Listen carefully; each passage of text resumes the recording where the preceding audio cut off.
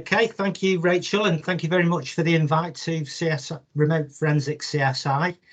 Myself and Dave were both Force Liaison Officers with NABIS.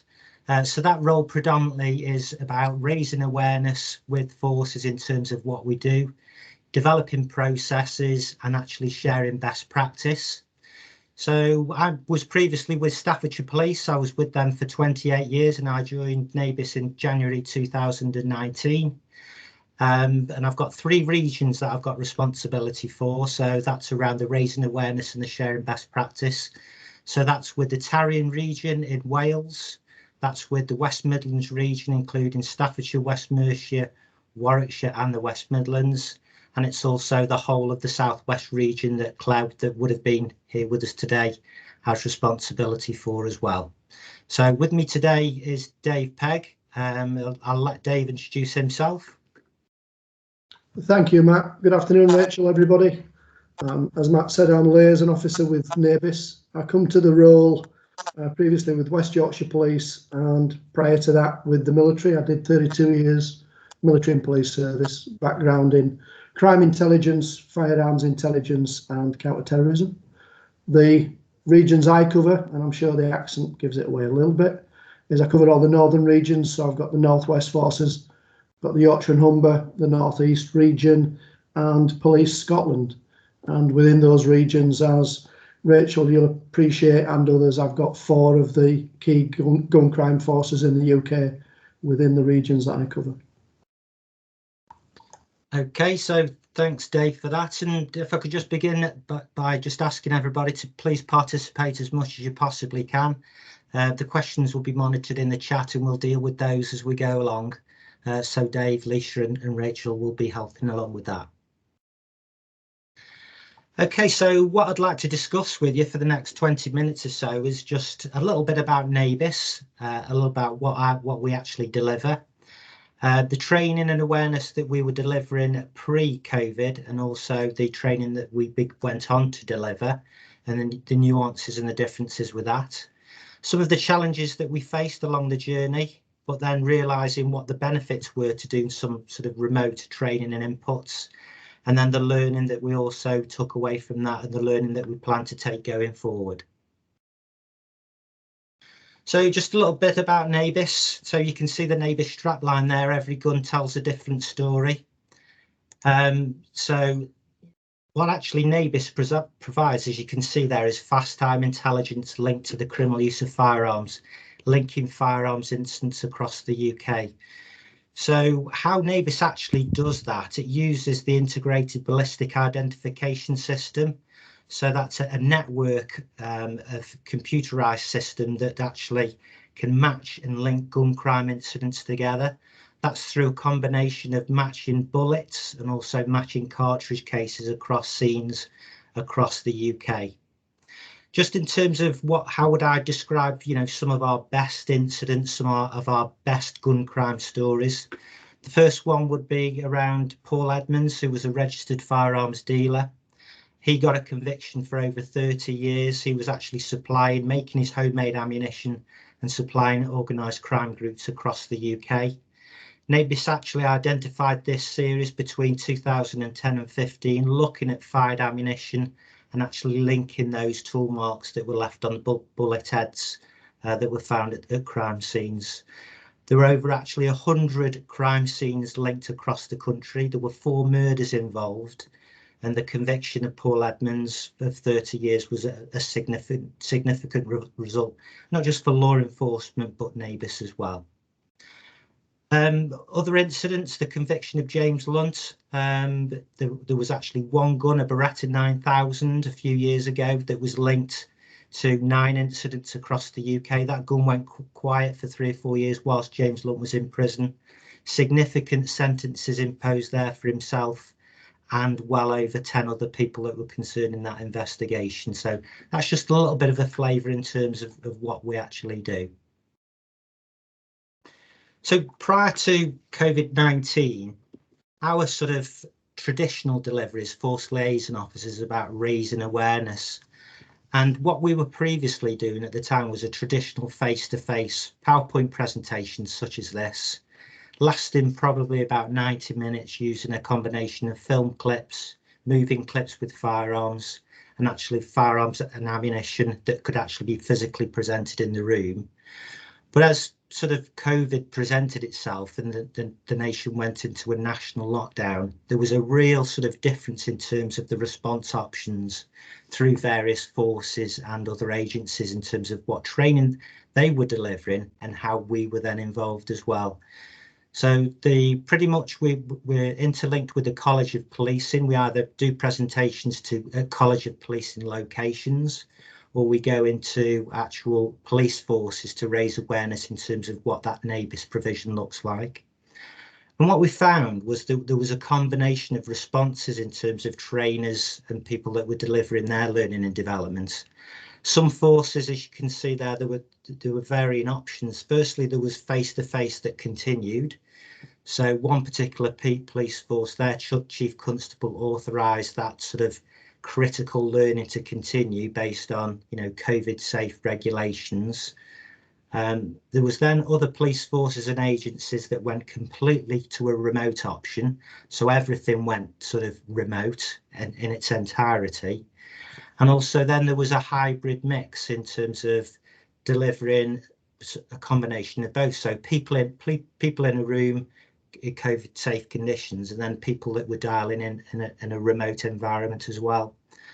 And our sort of hybrid mix included the same, because when we first sort of went to deliver training remotely, what we found was as one person was delivering it was actually we benefited by having a second person.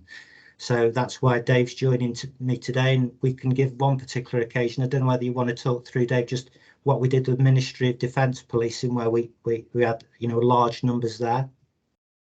Yeah, thank you. That was by scale something significant, well above the normal course level of either face-to-face, remote or hybrid. You would have been talking on a training day delivery to the whole of the Ministry of Defence Police. So multiple locations, multiple specialist teams, all the way from senior managers through heads of department and the detective constables and specialist staff within the Ministry of Defence Police. I think, Matt, in total, we were nearer to probably 90 attendees on that day. And to go through the presentation, and Matt will explain what the parts of our presentations are, it was a far greater involved and I would say personal delivery, where we had the chance to cover the questions, individual knowledge. We had options to let one presenter take a break while the other one took the presentation on or dealt with that theme. And I think that just helped both of us to maintain focus as well as engaging with the audience on such a remote scale and by the size of the audience that we delivered to on that day. Yeah, definitely. Thanks very much for that, Dave. So just to give you an idea as to what our sort of presentations look like, it was in terms of a little bit about the NABIS sort of context. What was life like prior to 2008 when NABIS got formed? Then a little bit of information around what the NABIS service provision is. And then what we go through is to go through the various firearms types. So what we have found is in terms of national firearms awareness, the actual sort of entry level input is non-existent. So what we do try and give people is that overview in terms of the various firearms types, because in days gone by, there were sort of lots of air cadet clubs. There were lots of people interested in things like air rifles, that type of thing. But as sort of culture has gone on, that sort of got less and less. So policing, like every profession, is a cross-section of society. So what we do find is there is a lot less sort of knowledge and awareness just in terms of the various firearm types. And what we do find is that once we've been able to explain what those firearms types are, we can then go into what NABIS can do in terms of evidence collection at the scene. So, for example, a rifle barrel will be producing markings on a bullet that as it projects itself down the barrel and may get left at a crime scene. So the more knowledge they know around the different firearms types, then the better they can do their sort of role. In terms of evaluation, we were really lucky at the time because myself and Dave have done sort of 2-3 projects now in terms of various things around training awareness. So one was trying to assess the actual training awareness levels across the UK. But the last one we did with Dr. Rachel Bolton-King and Lily Williams was looking at a delivery that we actually were currently doing. So we've tried to design our presentations and awareness around 3 levels. So the first one would be something for everybody, which would be a level 1 presentation, normally online. The second presentation was the one that we were currently delivering for a detective programme. And what we do find is the presentations that we're asked to do for the detective sort of level that we sort of teach to or give this awareness to, normally they've been in policing for several years. So sometimes what we do think is we're catching the right people, but at the wrong time. And what we'd like to deliver is something far earlier to policing, but more available. And at the minute, we haven't got the capacity to actually do presentations across the UK, which is why we'd like to go to the levels of 1 to level 2. And then the level 3 would be the more advanced forensic knowledge in terms of how can our customers use our information on a daily basis. So that would be advanced CSI work, that would be firearm officer work, and that would be regional organised crime unit firearms analysts that would have that level 3 awareness. So we were fortunate enough to have Lily do this qualitative analysis in terms of the presentation that we were already doing. And my presentations were actually assessed by Lily, both face-to-face and remote, and using this hybrid mix. So it was a really good opportunity for us to test this out. So what was some of the remote challenges? Well, preparedness. There was no sort of off-the-shelf list of what police forces had got across the UK. So some forces were using Skype, other forces was using Microsoft Teams. The big challenge that NABIS had was that we couldn't actually chair meetings such as this. So albeit I could join a presentation online, I couldn't actually create and share one. And the actual share screen option that I'd got was really limited. And the one thing that we did sort of do pre-COVID was actually use a video option, so break the presentation up into 3 stages. So film clips in terms of case studies and what life is like at a forensic hub. So I hadn't got that capability to do it, so I was very much reliant on either sending the videos in advance, attempting to play using the train at the other end to try and get the video going, and there was some extreme difficulties in terms of getting that to run because we use some software called WeTransfer, which is transferring the large sort of clip by cloud technology, but then that presented itself in terms of playing. So we used a bit of a mixture in terms of sending it beforehand, using the trainer, which didn't always work. And because we knew that added value to the presentation, that caused extreme sort of frustration because we didn't think that we were giving our learners that sort of complete experience that we wanted them to actually receive. No surprises that the top sort of challenge for us was technology as well and connectivity. So we'd got no training platform. There was no business continuity model in terms of, you know, going from pre-COVID to in the middle of the pandemic and having to start delivering it online. I'd also got no sort of training qualifications, so I didn't feel at any less of a disadvantage in terms of what I was delivering, because I was then having to learn remotely a new way of sort of giving our information out.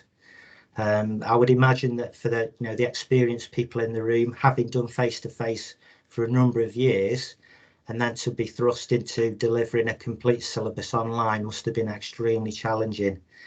So what we tried to design was actually turning our 90-minute presentation into something a little bit more concise over sort of over 60 minutes. Sorry, was there a question there, Rachel, that flagged up? Do you want to deal with these as we go along? Yeah, I mean, we can ask it now. So David was asking whether attendees required certification for CPD or testing at all. No, so really good question, and that's something that we want to progress as we're going forward, because unlike child sexual exploitation or modern slavery, where there are sort of specific online learning modules that learners have to go through, or new entrants to the police, in terms of firearms knowledge, there's no standard entry level input. And I think that's become really apparent as we've gone around the UK giving our presentations and raising awareness on NABIS, is because the most basic of information actually isn't apparent at all. So we try and start off with that sort of that initial information, and that's the aspiration really, to develop a CPD led level of 1, 2 and 3. Anything else on that? No, Yes. I think that's it. So yeah, teaching from scratch. Exactly, definitely. So just in terms of connectivity, you know, Dave will tell the story himself. He swears blind that his internet connectivity goes when the sun comes out in North Yorkshire. Is that right, Dave? Just about to come out now, Matt. Yeah, just preempting that one. You know, it's every sort of teacher, trainer's sort of worst nightmare is losing that Wi-Fi connectivity. What we have found is that for really significant presentations, you know, in terms of numbers or that protecting your organisation's sort of reputation, what we have found great benefit is having sort of 2 people on the call, not only to answer and facilitate questions, you know, and try and assist that way, but if the worst happened in terms of losing connectivity, you've got that backup sort of facility. Because if we're delivering something to a room of 12 people that are on a 2-week course, the last thing that we want to do is completely disrupt that sort of learning environment by the Wi-Fi signal going and actually no further learning taking place. The other sort of challenges, like everything in life, technical capability sort of has varied across the UK, and we include ourselves within that. So even within NABIS, you know, there are some really technically capable people, but that sort of capability really varies. And we, like other organisations, there's no sort of tech office that we could go to. There was no sort of environment that we could say, actually, we've now been thrust into this online learning environment. Can you assist? And so it was pretty much about learning and making mistakes as we went along with things. So that was something that was really apparent. And then lastly, the bottom sort of few slides there around the interaction, the show and tell. Well, that's really difficult, isn't it? I mean, I'm speaking to everybody now, it's just blank circles on the screen, and it's having that understanding and awareness that A, is everybody, you know, listening to me still? Is everybody engaged? Am I saying the right things? And that has been a real challenge in terms of making that sort of happen. But the feedback that we've had has been, thanks Rachel, has been really good, in so much as that people have still taken away, when we've had difficulties around the not being able to show the film clips, we've had that participation, we've had good feedback, and we've had sort of people that have learned a lot in terms of you know, the NABIS history and story. Anything you can add there, Dave? I suppose one thing that we learnt as well was the benefit of allowing the attendees to physically have a copy of the presentation and or supplementary documents to support that from NABIS. So they had a longer term reference capability and or the ability to pass on that knowledge to others or their teams as they went back to full strength in their core roles. Yeah, definitely. And that was some of the learning from the evaluation by Lily Williams from Staffordshire University, in terms of the people. The assessment was the people that were learning online actually got as much out of the presentation as the people that were physically in the room. The only disadvantage that they had was sometimes that the people online couldn't hear the questions that were being asked within the room. So it was a little bit of a relay in terms of relaying that back to the people online. And also we had to have a little bit of a mix and match in terms of having the videos being played for them. So we went to, again, another hybrid mix of either sending the videos before or asking the students to watch the videos after. Was there some more questions there, Leisha? It's just disappeared from Yeah, the thank you, Matt. Yeah, I've actually posted a couple of questions. I'm really fascinated in how you did this because I've come from a training background myself.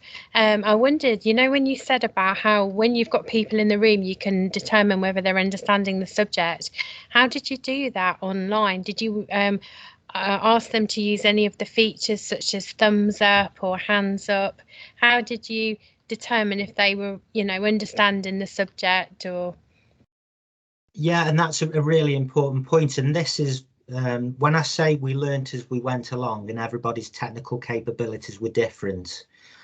Being new to Microsoft Teams, because people knew more than I did in terms of the technology, they were able to use that facility. So you didn't have to say to some people, please ask questions. And I think some people led that experience, which then led to other people asking questions. I think this is very much a work in progress, because what I don't think I did particularly well was actually try and get that interactivity. So it worked best when people were naturally engaged. So when people are naturally engaged, they ask questions. But what I did try and do was not try and get too sort of hung up about at the particular time how much was learning, because, you know, going through my police career, I did many courses with people. Some actually asked a lot of questions, some asked no questions, but I can definitely say the people that, you know, asked no questions were really still keen individuals, and they still wanted to learn. So I think what I don't try and get wound up about now is how much interaction I get. You know, having the evaluation in terms of knowing that people do get value from the presentation allows me to focus and allows me to get onto a presentation. But like we all know, the more interaction that you get, then the more enjoyable the experience for everybody. Oh, that's brilliant. Thank you.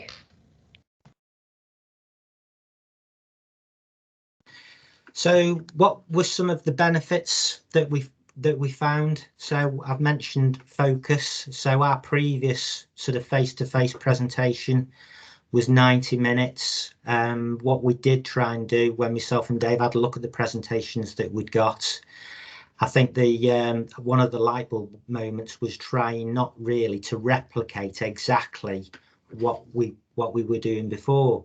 So we removed some things to give more focus. What we thought it would be a good idea would be to have fewer slides, try and get more interactivity, but, you know, learning, I think that some really good inputs that I've had have been around 60 minutes. And so the feedback that we got was that was pitched probably at a sufficient level for everybody that we were giving our training and awareness to. In terms of preparation, this came from Gordon Roberts, one of our colleagues who's a Force Liaison Officer. He was new in the role in terms of sharing information around the NABIS sort of information. And what he benefited was that he could have as many notes around him that he wanted. And if you compare that to the physical environment where you're in close quarters with people and people can actually see everything around you, there's probably less opportunity for more random notes. And he'd got post-it notes behind his laptop where he could sort of, hidden from everybody else, he'd got his prompts. So that was before we'd got the advanced sort of Microsoft Teams facility. And then the really big one for ourselves was efficiency, because what we do, all three of us, is we travel across the UK. So some journeys can be 3 hours to do a presentation. Some presentations that may start at 9 a.m. that involves a travel to the location the night before to beat the traffic. And what we found was that 60-minute input, you know, with an hour before and an hour after, it just freed up so much more time to do other parts of our business. And that's something that we're looking at going forward. And what Gordon will say is his go-to position now is that he wouldn't actually do any other training. He wouldn't even consider, jumping in his car and driving through 3 hours when he's got this remote online option that he feels and the students feel is a satisfactory alternative. And then home and away analogy, when we go and do presentations, going to any police location, there's the problem of parking. There's the problem of actually getting into the venue. You have to wait for somebody to book you in. You have to wait for the trainer to come and to collect you. You can then get to the room, as many times as you ask people, is the kit working? Is the sound working? And you tell them that you've got your HDMI cable. Things can go wrong when you haven't got that technology available.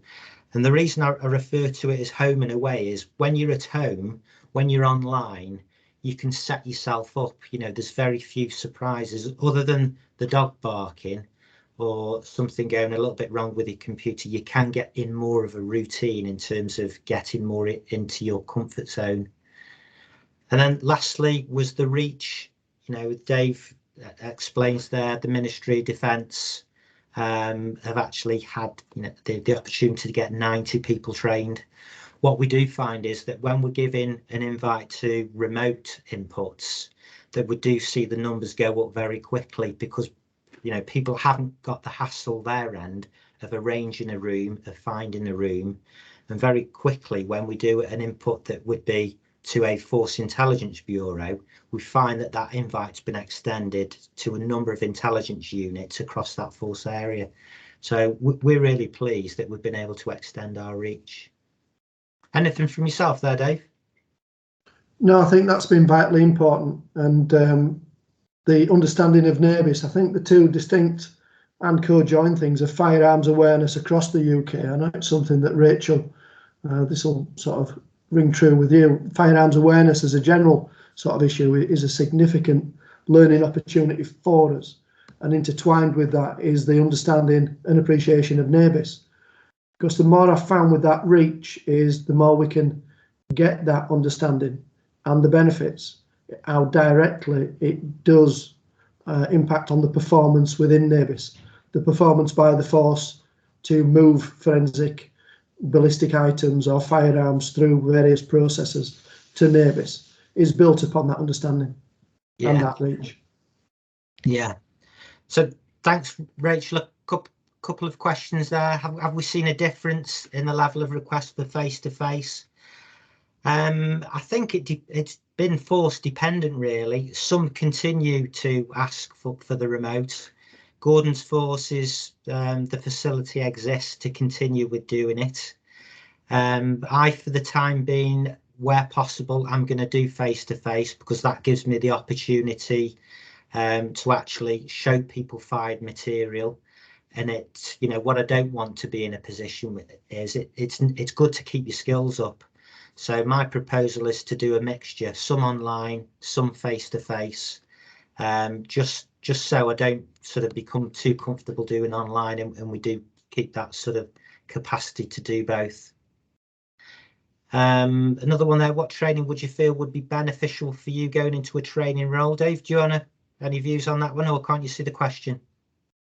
No, I can see it. I come to it the same as you, Matt. I come as a practitioner. I come from the operational level. I don't come from a training background or a training field. I think anything would be beneficial, in all honesty. And we really have worked on this real time. I'm not going to use the words of winging it because I don't think we've done that in any way. I think we've given some effort to the preparation and the focus on the parts of our presentations. But I certainly feel as though the delivery options within training as a specialist sort of area of business, I would personally gain quite a lot from training inputs on that.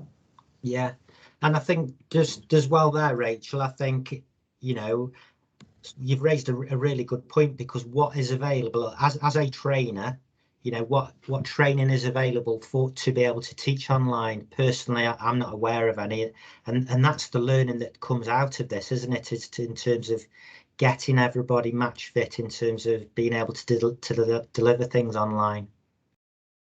Matt, can I just ask another question? There was one a little while ago. David asks, do you have a learning management system, like a system where you put your material and your learners go in to access it? Or is it like where you forward it to them, like as individual presentations?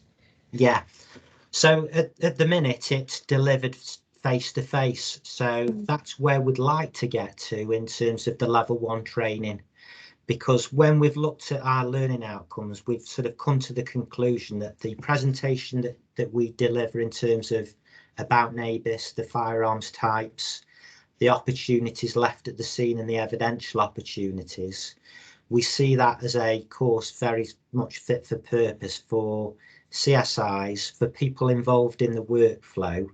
But what we would like to do is have that level approach where before they come on that course, they can do an introduction, or for the people that aren't going to be exposed necessarily to the NABIS workflow, to have exactly what David suggested there in terms of, you know, some sort of learning module for everybody that comes into the police, because at the moment, as surprising as it is, that doesn't exist for people. Thank you, that's really helpful. Matt, just want to back up what was asked around the physical objects within a learning environment in our particular area.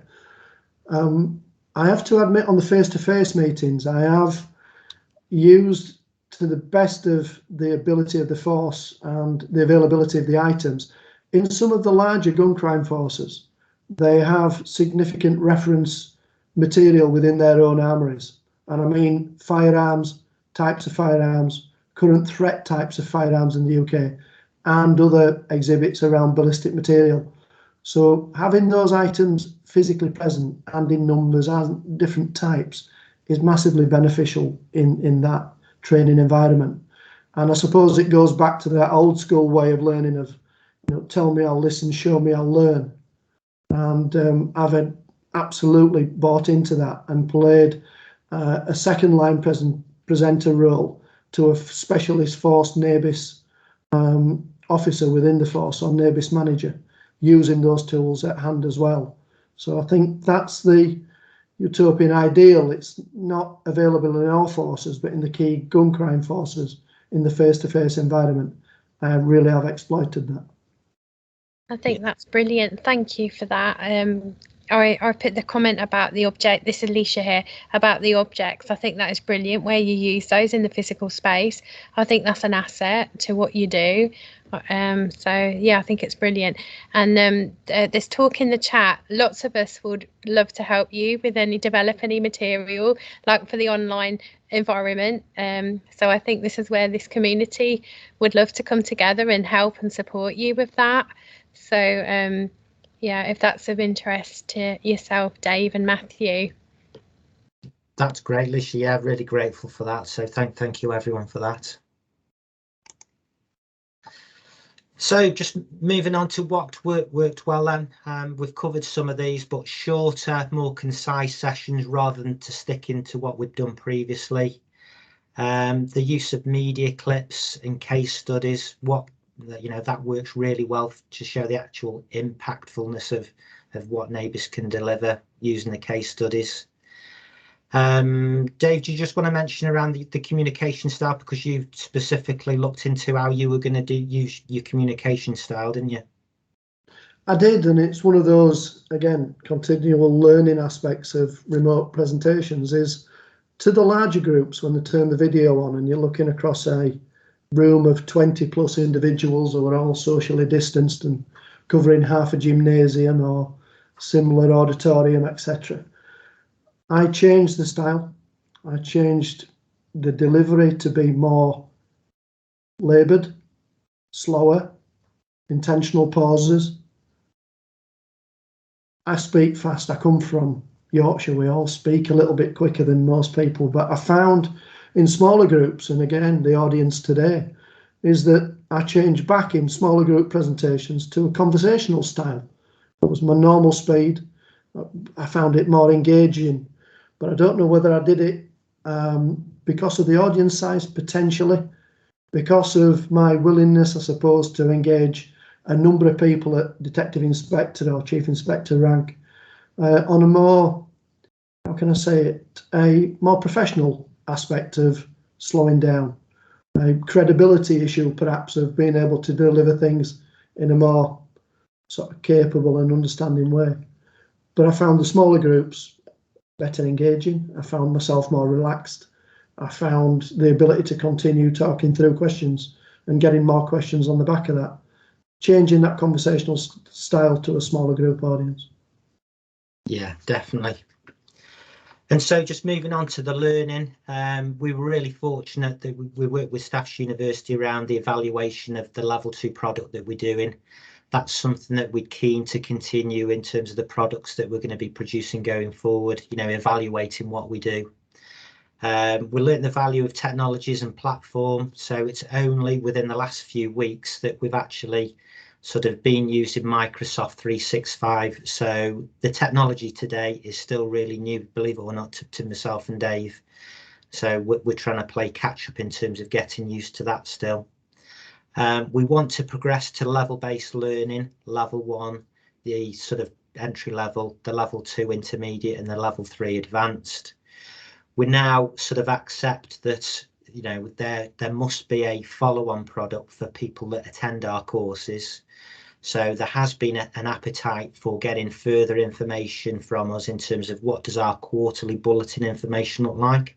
What are the new trends that are coming into policing in terms of firearms? What are those current threats? And one thing that we've never sort of exploited, and you can see how, you know, experienced and keen everybody, you know, in the sort of environment is today, to use the interactive message chat. I think Dave, you'll agree with me in terms of that sort of, we haven't capitalized on this method of learning and this method of interaction. So that's what we're going to be looking at in terms of the presentations that we do. How can we recreate those questions, that conversation with our presentations using the remote facility? So that's going to be the learning going forward. And then lastly, really grateful for the opportunity for myself and Dave to speak with you today. I know that we've mentioned some questions going forward, but I think we've got enough time, Rachel, to spend a little bit of time just to having some conversation to answer some questions. Yeah, definitely. I mean, Dave, Matt, thank you so much for sharing that insight. I mean, sitting here from the higher education perspective, and regardless of the fact that I've had that real privilege to work with you all so closely and collaboratively on this, but you know, it's such a, you don't want to say it's a good thing, but because it isn't, that we've all been in this situation, but to know that on both the higher education side and the practitioner training side, that we've all been experiencing those similar concepts. You know, as you said right earlier on, you know, even though we're more experienced in the teaching and the learning perspective, you know, we have qualifications in teaching and learning. Nothing prepared us for going fully online, you know, particularly when face-to-face was our, you know, bread and butter. And even for those where distance learning was what they used to primarily do, you know, they faced their own challenges as well. And, you know, the additional requirements, the capabilities, etc., you know, trying to bring and learn from each other was just like, and it still is crazy, you know. That have you found that there's any difference in expectations between any of the forces around what they now expect of your training provisions? And I think what we'd like to do is just understand that more, because I automatically assume that people want training face to face. Because that's what I've always enjoyed. But I do think everybody's different, aren't they? Some people like the online experience. Some people find it more convenient. You know, I think in policing we've got to think a little bit differently in terms of how we train people, because, you know, do we record something like this and let people learn in their own time? Does it have to be within those work hours? But, you know, we've got to start delivering things in a more flexible nature. I think the future really lies in the combination of all three, if I'm honest. Yeah, I definitely agree with you. Yeah. You know, to be able to provide a flexible and adaptive approach, you know, for different you know, that when shift working is, you know, is a bread and butter of your operational requirements. Actually, you know, I'm sure some of the attendees would be interested. How did the numbers differ, you know, when you were teaching face-to-face versus hybrid or remote? What were the numbers of attendees you were able to get roughly? I would say we were led by COVID restrictions in force, and I think this will be interesting going forward in terms of how that changes, because the COVID regulations meant physically, when we were in the room with them, very small numbers. So it was only probably 5 or 6, or if a force could get a really big room like a lecture theatre, they may have 12, but everybody was really spaced out. So that made the sort of experience even more formal. But what we did find is when we had that remote option, numbers were truly unlimited. So the capacity was there to have anything in from double figures to the example Dave mentions, where there were 70 or 80 attendees. It actually is really unlimited. You have to be better at the interactivity with groups of that numbers. I think that's where experience comes in. And at the minute, I don't personally feel as if I've got that capability where I could manage it on my own. You definitely need 2 people to manage the sort of the messaging side of things. Yeah, definitely. I think you're right. People who teach to different sizes of groups, you know, definitely have different experiences and confidence levels when it comes to teaching or training in a remote setting, definitely. And so I'm just going to have a look at some of the questions, and there's been a number of comments around people using sort of pre-session exercises and following on like after your training or your teaching as to some additional activities. Is there anything that you ask the attendees to do in preparation or do afterwards following any of your presentations at all? At the minute, no, but what we did find from the evaluation is people want that. So people want a record of what you've discussed with them. People like that reference material, and people like to be kept up to date. And one part of the evaluation that we had back was people want to see our material going forward on a quarterly basis. So if they're involved in a gun crime role, they want to see what the latest information is. They want to see how their force is performing and what the latest trends are, which we do get and key people get. But one thing that we're learning now is to expand that distribution network.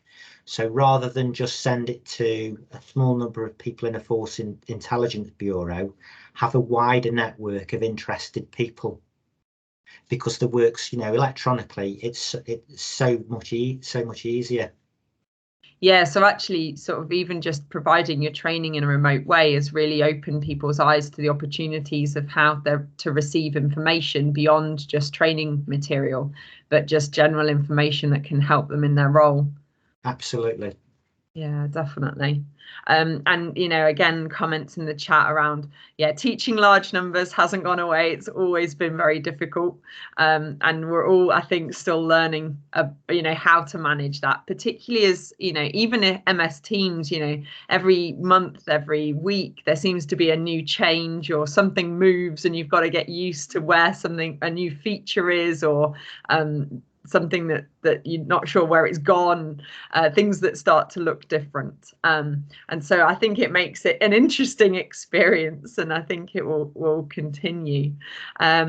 So yeah, and people definitely indicating that, you know, there were actually benefits that have come out of the pandemic and this transition that forced us to consider teaching and training and learning in a very different way. So I think that